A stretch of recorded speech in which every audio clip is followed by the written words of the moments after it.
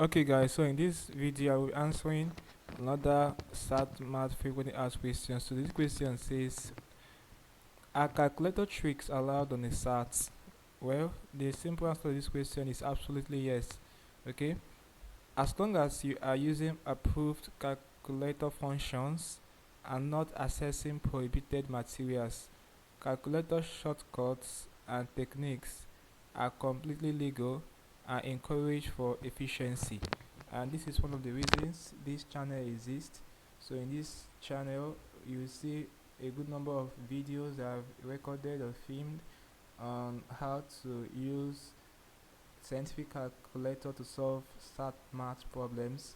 Okay, so like this one now, this video you're looking at is a good one. Is a one video, solving various problems for SAT math, using calculator.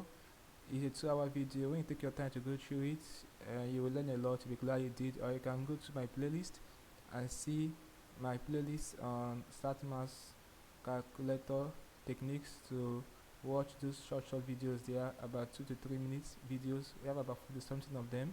Okay, so this will really help you a lot. So that's it for this video. I will see you in my next video.